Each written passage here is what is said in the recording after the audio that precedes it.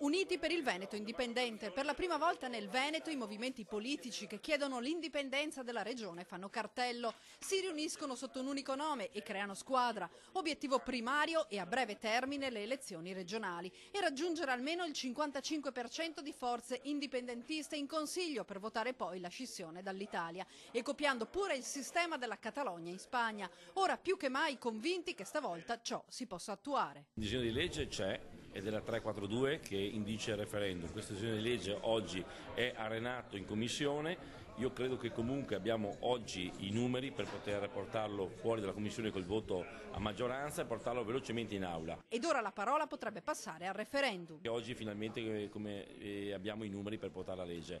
Abbiamo avuto l'adesione anche di nuove forze politiche, come il Nuovo Centrodestra, il quale ha detto che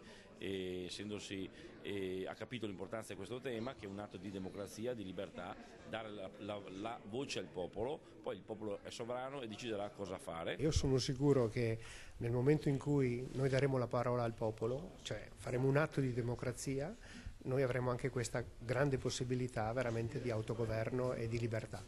Uniti per il Veneto indipendente apre alle forze politiche che spingono per l'autogoverno. Non si presenteranno alle europee, le regionali saranno invece un punto di partenza. Noi ci presenteremo alle regionali con questi e anche con tutti gli altri perché siamo convinti che alle europee ci sarà un solo simbolo indipendentista che avrà un grande successo perché è l'unica possibilità per risolvere i problemi del Veneto. È un inedito politico nella storia della Repubblica Italiana, finalmente ci sarà un partito che ha cervello e cuore in Veneto e non abbiamo padroni fuori dal Veneto e così riusciremo a mantenere le promesse di risolvere i problemi dei veneti. L'ipotesi a medio termine è dar vita ad una fase costituente veneta per la redazione della Carta Costituzionale del popolo veneto. Il Veneto indipendente innanzitutto è un obiettivo non ideologico ma come strumento per migliorare la vita di tutti i veneti. Non siamo dei fanatici, siamo delle persone moderate che vogliono attraverso un percorso pacifico, elettorale e democratico arrivare all'indipendenza del Veneto. Come si governerà il Veneto? Sicuramente si autogovernerà secondo quello che desidereranno i cittadini del Veneto.